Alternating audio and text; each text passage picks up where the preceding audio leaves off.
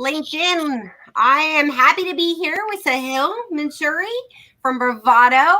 If you are joining us, thank you so much. Tell us where you're coming from. Would love to hear that. And, how you spent your Memorial Day weekend, whether you took time for you. So, Sahil, thank you so much for joining me. Thanks for having me, Jen. That music was really catchy. I found myself kind of getting going in the morning. Yeah, I always start bouncing around and then I realize, oh my goodness, the music's gonna end soon, and there I am gonna be like jamming out, like bouncing to my music. So but that's how it is. I'm a music person. Like that's what kind of gets me going in the morning to make my calls and do my things is the music. How about you? What gets you going in the morning? Well, I was just noticing the background. I've got a 8-month-old daughter, and we just did a quick change a minute ago. So usually, what gets me going in the morning is her waking up and crying at 5:30 in the morning, and being like, she tends to go to bed early, which is nice. So she'll be in bed by 7, but then she'll be up at 5:30, and so like it or not, I'm also up at 5:30. Well, I'm a morning person, so I'm typically up at like 4:30, 5:30. But I remember those days, those like 8-month-old, like that exhaustion that you didn't know, like you didn't know what exhaustion was until then, and then you're like, and I thought I was tired before. I thought that you taking sleep for granted, until you no longer have control over your own schedule, and that to that capacity is really something. But Yeah, it's great to be super excited. I totally get that. I've got two that are now 9 and 7, and Ooh. so it's been a minute since they were babies, but I remember that tired. Like I don't think I knew what love, like true love was until then, but also exhaustion, right? She's the joy of our life, and we're super excited to have her. But she's a handful, and she's gotten to the age now where everything is interesting to her, except for sleeping. Everything besides sleeping is super interesting, so it's really fun. And is she crawling? Is she hobbling? She is. She's doing all of the above. She's kind of like a reverse sundial. So she can only go in one direction, but it's counterclockwise. But she can go really fast. So she like is all over the place. But if you could imagine her like making like crop circles around the house, that's kind of what she's doing. She doesn't get very far, but she travels a lot of distance. So it's pretty funny to watch. Yeah, she needs a little Fitbit or something on her just to track how far she goes, right? Like, baby, you've gone this many miles today. Oh my gosh, I know. Right? She does like little laps around the living room or around the baby room or whatever. It's funny. So well, enjoy it. It goes so fast. It goes like my daughter's turning 10 next weekend, and I'm like 10 years went so fast, unbelievably. And so this time when they're little and they're just, soak it all in. Anyway, so let's talk about what you're doing, about the war room. I want to know how you came up with this idea because, I've been a member of Bravado for a while, right? And then suddenly there was the war room, and I want to know how that happened. Yeah, so I guess maybe I'll start by answering the question as to why we started Bravado in the first place. And then I think that kind of like leads into the war room specifically. And so the reason why I founded Bravado back in 2017, so I guess it's been almost 4 years since we started the company, was because I was really confused why there wasn't a community around sales. I had been in sales my entire career, everything from AE to sales manager, director of sales, VP of sales, CRO. I kind of done a gauntlet of things. And then I moved over to product. And when I moved over to product, I realized there was all of this community between product managers, designers, engineers.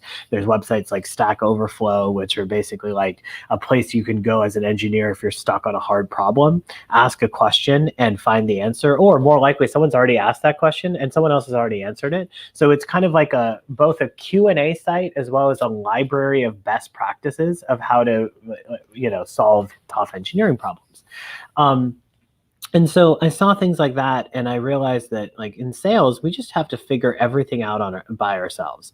It's all about being thrown in the deep end. It's all about just keep dialing or just keep figuring it out. It's kind of like there wasn't a lot of professionalism around the craft, and so I built Bravado to bring salespeople together so that we could learn, ask questions, get better, and elevate the profession as a whole, as opposed to just kind of like working on hitting our individual quota or team quota, because sales kind of is tribalistic that way. And so that was the idea behind Bravado.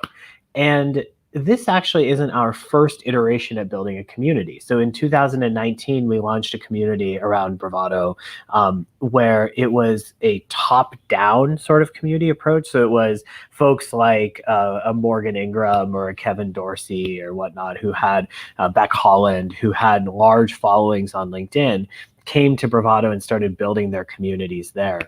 And we learned a lot from that experience. And most notably, what we learned is that it's really difficult in sales to have the real conversations, the honest conversations about what's really going on, with your name and your picture right next to your every post.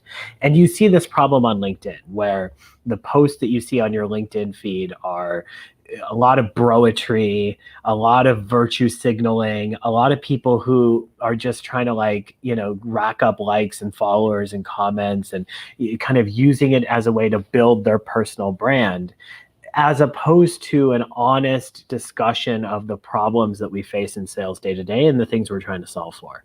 And so we shut that version of the community down, built a bottoms up kind of one community for all motion with the War Room, with the idea that it would be pseudonymous. And so nobody inside the War Room knows who anyone else is. Every member is verified, so every member is known to us. And so you have to sign in through LinkedIn, so we know who everyone is. So it keeps all the trolls and the bad behavior off the site.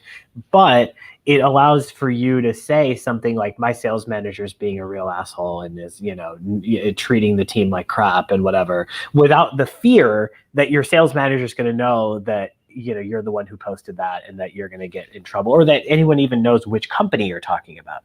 So you can get honest advice of the problems that you're facing without the negative kind of ramifications that come with that being kind of public knowledge. So that's where we came up with the War Room, and what's kind of been launched over the course of the last 3.5, 4 months. Yeah, and it always is surprising to me when I pop in and some of the questions that are asked. Like straight up saying, I would never post this on LinkedIn, but I really want to know, or my company is being purchased, and what should I do? Mm-hmm. Should I look for? And all those things that you wouldn't necessarily ask your peers internally. If you ask your manager, you don't know if it's actually a legit answer. Right. To go to a sales community and pose those questions is a really interesting thing. And with the pandemic, one thing that happened was this rise in sales communities. So many sales communities, right? And they're not all equal. They're not. There's lots, and it's great. It's amazing, all the places you can go to find connection. What I find interesting is this anonymous feel to it, right? That I can pose a question there. People don't necessarily know it's me. And that ability to be vulnerable in a different space. And you've shared some of the different questions on LinkedIn, of course, anonymously, saying, you never post this on LinkedIn.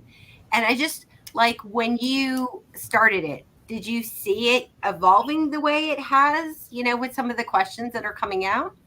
Yeah, I mean, we started it because I think there's a lot of frustration around the fact that LinkedIn doesn't offer the ability to really get better at your job and have the questions and the conversations that you truly want to have. Instead, what your LinkedIn feed is filled with is a bunch of people who are posting things that are like designed to get social attention. It's like trying to find ways to be like, oh, what clever thing can I say that is going to make me look good, or is going to get me more likes, or I should post at this time to game the algorithm or whatever. There's like a lot of that sort of mechanic, which happens because I believe, it is my belief, that knowing who the person is that is writing something online is a bug, not a feature. The existing communities that are out there, Facebook, Twitter, LinkedIn, kind of your call it kind of V1 of social, Snapchat, Instagram, all go the way of influencer. They all become influencer driven platforms. TikTok, the same thing. And the reason that happens is because people want to monetize their brand. Ultimately, it becomes a game of, I've got a Clubhouse is in this vein too, right? Yeah. I've got a lot of people, so I'm going to be on Clubhouse. I'm going to try to get as many followers as I can, and then I'm going to try to convert those followers into money. And I think that game makes perfect sense when you set the rules up the way they have, which is to say the more often you post, the more likes you get, and the more attention you get, which means the more power you have on the platform. And we wanted to play a different game. The game for the War Room is, I want someone to be able, like you said it better than I ever could, which is, I want to create a space where you can be vulnerable and ask the questions that you want to ask without people knowing that it's you. That's literally the mantra of the War Room. Because what that creates is a space where, because no one knows who you are, you don't think, should I post something clever? Or what is someone going to say if they see that Jen Ferguson is asking about this? That thought never enters your mind because nobody knows who you are. So instead, what comes up is, well, what do I really want to know? What am I really stuck on? What is the thing that I'm particularly grinding through right now, or what's frustrating me? And so the conversations that we see in the War Room are just way more candid, way more honest, and way more true to the soul of sales. And so, really, really excited to kind of create that community and bring things together. Yeah, no, and it's great. Lydia here says, I have a Bravado account for a while, but haven't really used it. This interview is perfect timing. And Lydia, I suggest you go check it out because it's really interesting. Leading up to this interview, I don't have a lot of free time, but the free time I do have, I do end up spending in either Clubhouse or sales communities, right? So just dropping in as often as I do, I'm always surprised at like the variety of questions that are asked, and that it's typically something I do want to weigh in on, and just like, let me think about that for a second. And they're all such good, just like questions for salespeople to be asking themselves. Is my commission fair? Is just all the different things, and so I think there's a lot of value in it. And I think specifically because of it's being anonymous and just like not, you don't know who it is. Totally. And Jen, to your point, and Lydia, first of all, welcome back. Excited to have you rejoin the community. In terms of it's things that you, that's right, Jen, you're all over the place. I love it. In terms of communities, you said something earlier. You said there's a lot of sales communities. They're not all the same. I think that's a good thing. I don't think that the War Room is for everyone. I don't think that anything is for everyone. Like every purpose, every person has their own purpose. Everyone has a shared sense of values, and it's impossible to build something that every single person wants to be a part of. You have to make choices. And we intentionally made choices that said, if you are someone with a large following, you're someone with a large brand, and you see this as an opportunity to continue to expand that brand, then this is not for you. If you are like, hey, I want to use this as a way to find a new job, or I want to use this as a way to, let's say I want to use this as a way to build my personal brand, then this is not for you. These are the attributes that we had to willfully put aside so that we could introduce new attributes, which is to say, every conversation in the war room is driven towards making salespeople better at their jobs. There was a conversation that was taking place last week that I was really fascinated by, where somebody said, I'm thinking of moving from an AE role down to an SDR role, because when I was an SDR, I was really successful and I was doing a great job. Now that I'm in the AE role, I'm realizing I really hate negotiating. I don't like trying to close deals. Dealing with legal and this and that isn't feeling good to me. And I feel like I'm learning things that I don't want to learn. Whereas in the SDR role, like, I really enjoyed opening doors, having conversations, setting up meetings, and prospecting. And I was good at these things.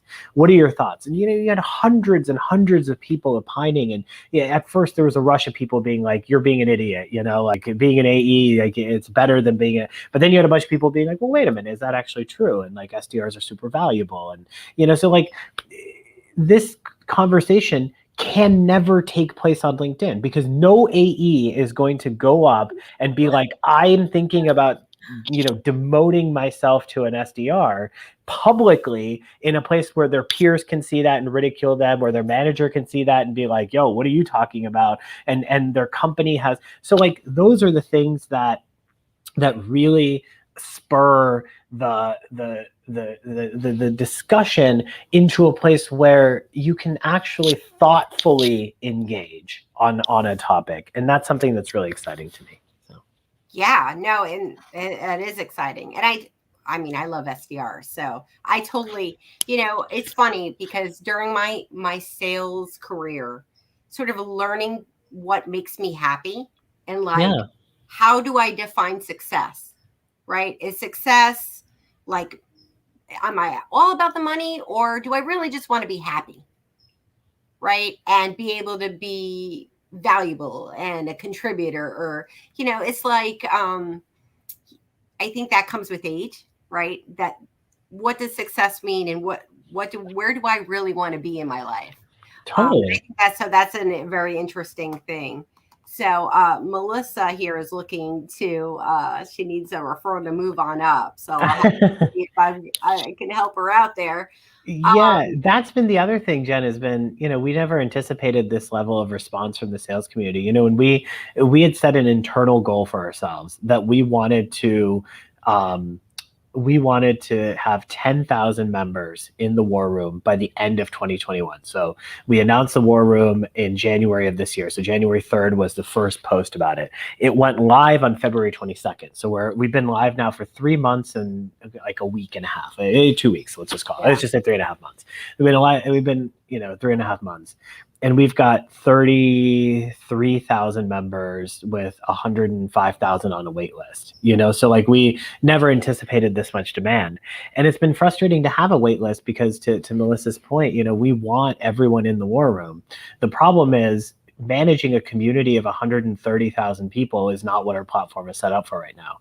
And so our team has had to completely deprioritize every project on the plate, every single thing.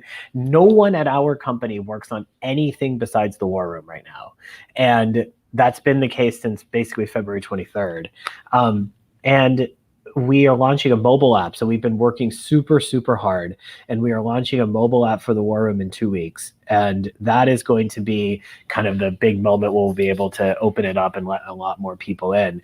Because I'll be honest with you, I've been part of sales communities that were really thriving, that were really going well. And then they get super noisy. You just have like so many people in there, and you have people at different levels talking about different things. And then there's like 100 channels, and everything's kind of disparately spewed out. And so we're taking a more thoughtful approach to what it means to build a sales community. And so we've had to kind of keep the community more contained. But Melissa, if you want to just DM me directly, I'll see what I can do about getting you in this week as a special thanks for listening in today. Oh, well, and Melissa, please be sure to reach out, because I think you would really enjoy it. So Melissa's actually joining me next week. We're talking about blinders and leadership. Oh, wow. Wednesday evening with I've got a panel discussion, so I'm pretty excited about that. But listen, Melissa's joining me for that. Wonderful. She is a friend. But she commented here a post that she posted on LinkedIn, but there's so many thoughts that I edit. And I mean, I think we all do that, except maybe Sahil. Sahil's a little, but his posts are like on point. I made a note of one of my favorites that we'll get to it in a second. But I think we all do that. That's common to, be thoughtful that we are on a business platform. With these LinkedIn lives, I try to have conversations that we don't typically have. But even that, it's still a business platform, and we're all very aware that it's a business platform. And I mean, a lot of us are doing social selling, and that's how we're trying to reach out to our prospects. So being aware that everyone can see what you're doing is a real thing. So it's only right to edit it. I find it interesting where people can have that crossover between the personal and the business and kind of make it relatable. And I think that has a lot of value, especially for the business community. As I've shared some very vulnerable things like my journey to motherhood and having 3 miscarriages and not being able to travel anymore, and what that experience was like. So I think it's important that, like, as we try to create more inclusive sales cultures, that we talk about the things that impact us at work, because and this is something I've seen you talk about as well, is that it's not, your business impacts personal and personal impacts business. And even though we're on a business platform, there's that differentiation, I think, is not really there. It's not like the reality. What do you think about that? I mean, I have so many thoughts on it. I've gone. I see two sides to this argument. Yeah. There's one side, which is to say that there's no separation between business and personal belief, where there's discrimination in the workplace.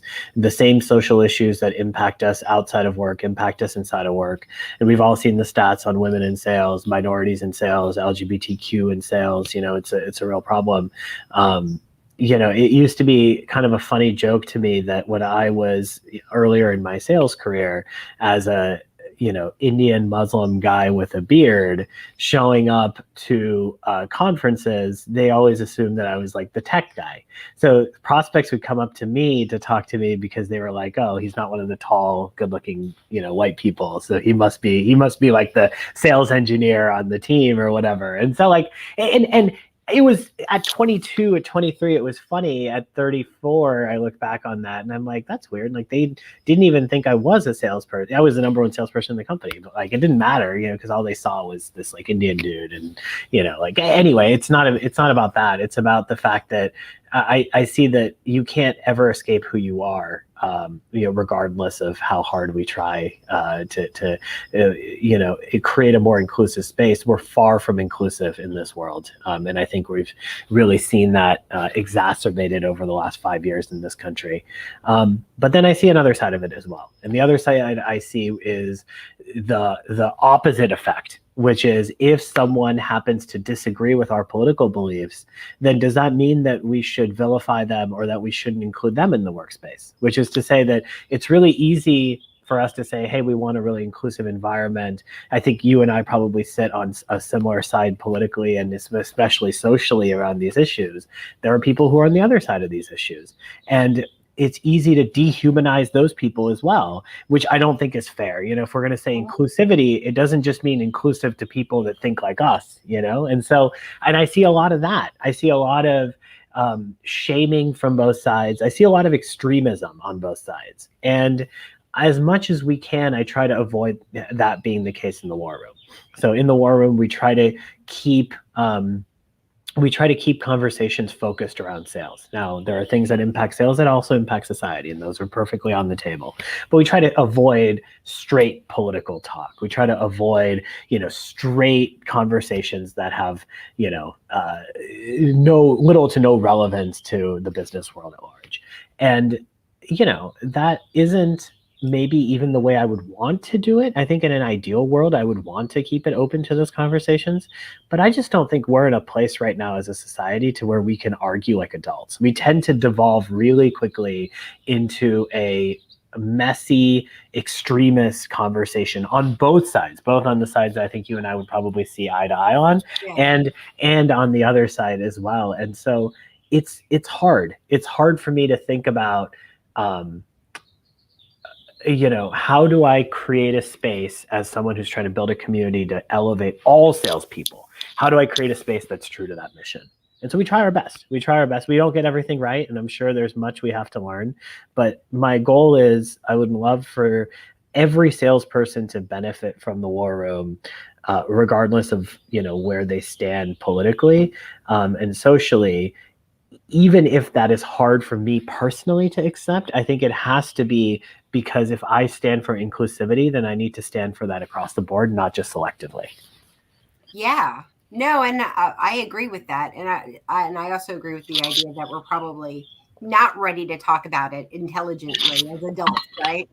That's not like, if nothing else, that's one thing you can see everywhere is that it's not on both sides. It's not. We're not in that space, and it may. Who knows if that'll ever happen? I would hope so, but I do too.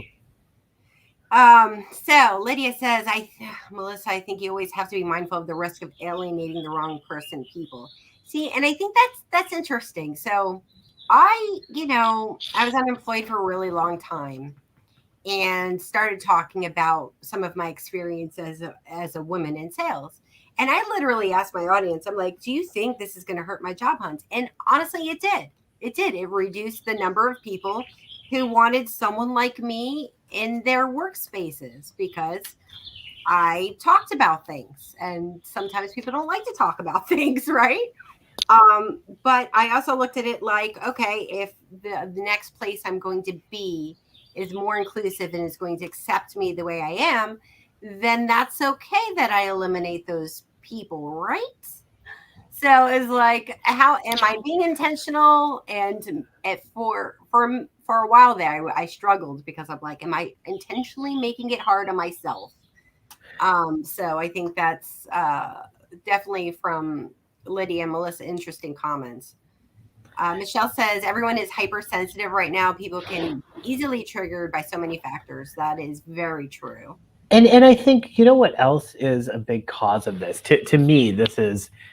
It feels like it really has gotten heightened during COVID because you're basically forced to not see new people, and so therefore you're kind of just seeing the same people over and over and over again. And typically the people that you see most commonly are the people that you align with socially, politically, right? That's kind of how it usually happens. Yeah. And so you're not forced to run into people with alternate points of view randomly and sporadically like we used to, where you're at a coffee shop or you're at a bar, waiting in line for something, and you just interact with other humans. We've in fact, all been forced to be away from other humans because of the pandemic, and so therefore it's created more of the siloing effect, more of the like the us versus them sort of vibe, and I think it's my hope. I don't know if this is going to happen or not, but it's my hope. I guess I'm ever the optimist. My hope is that the future is one where we start to commingle again safely, soon, and that does something to reduce the climate. I think just bumping into new people, new experiences, new conversations, traveling once again, starting to just broaden our circles can be really powerful. And I think all of us could probably benefit from a week off as well. I think I think everyone's kind of at wit's end and really looking forward to the summer. Yeah. So. Well, and that's an interesting topic because I mentioned to you the idea of sales sabbaticals and Yes. The Sales Health Alliance writing that article, and I would love to know your thoughts. Like, do you think because there's a couple different schools of thought, right? There's the resignation boom, right? Mm-hmm. That LinkedIn is sort of saying that may happen, that there may be a boom of people leaving their roles to either take time off or to just look for roles where they can be more remote or for different environments. That everyone was sort of, since things were sort of up in the air, nobody wanted to necessarily leave, right? Then there's the Sales Health Alliance, who has the idea of sales sabbaticals, where people are just going to take some time. So wondering what your thoughts are on that. Do you see that? I mean, I think people taking time off in the summer is always a thing, right? Well, I see a lot of predictions. A buddy of mine, Hunter Walk, who's a VC, talks a lot about the great resignation that's coming, and you've got Jeff, who you mentioned, talking about sales sabbaticals. I think no one was going to leave their job in the middle of a pandemic. And so you probably have like a pent up demand from people who are unhappy with the workforce and are really excited to move. That is only true so far as the economy is strong, which to date it has been, but recently a little bit more wobbly than it had been even just a few weeks ago. The cryptocurrency prices are down, the stock market is off its highs. And so, I think we tend to swing too hard on both sides of the pendulum, which is to say that when the economy is booming, and now we've got a new COVID vaccine and everyone's kind of like feeling free, that you see people being like, oh yeah, like everyone's going to quit their jobs. But if the economy starts to stumble and people feel uncertain, then everyone's going to be right back to the middle and then no one's leaving. And I think the reality is that, yeah, you will have some turnover. I think you will see a greater amount of shift take place, maybe 5 to 15% bump over the norm. But do I think that like you're going to have like 50% more turnover or something than normal? No, because I also think something else has changed, which is very different than before, which is the fact that companies are much more open to remote work than they have been. And remote work really changes the equation around, if I don't need to commute to work anymore, then ultimately it's just down to like the compensation and the people I'm working with. But even the people I'm working with, I don't need to see all the time. So it's kind of just like the small teams I work with. And so I really think that it's created a situation where you might have teams that move together. I could see that being a new trend where you have like a pod of people that all decide to move at the same time to a different company, which I don't think has historically been the case, but could be more so because you're more disconnected from the wider company, but in some ways more connected to the small group of people that you work with more than ever before. I agree with that. That's definitely a true story right there. Well, we're already out of time. The time just kind of flew. We didn't even get to all of the comments, and there's one particular that had a question and some other things. So, Sahil, when you get a chance, if you could take a look at the comments and just give your insights there, I sincerely appreciate it. But thank you so much for joining me. I try to keep this down to a half an hour so people can go and be productive. We're all about the time management around here, that, and I have to get back to work. But yeah, thank you so much for being here and for sharing your thoughts and for creating the War Room, because I think it's really unique, and I love being a part of it. So thank you. Awesome. Thank you, Jen. Thank you for hosting me. It was such a pleasure, and we'll do this again sometime. Yep. And for everyone who joins me regularly, next week we've got Holly Signor, who's going to be talking about being a first-time leader, some tips, what, you get that leadership position, you're like, now what am I going to do? So we're going to be talking about that. And then next week also is blinders and leadership. Larissa Haynes, Melissa Meyer, sorry. Marcus Chan is joining me, Francois. Like, it's a great lineup. So tune in for that, and we'll see you next week. So bye, everybody. Bye.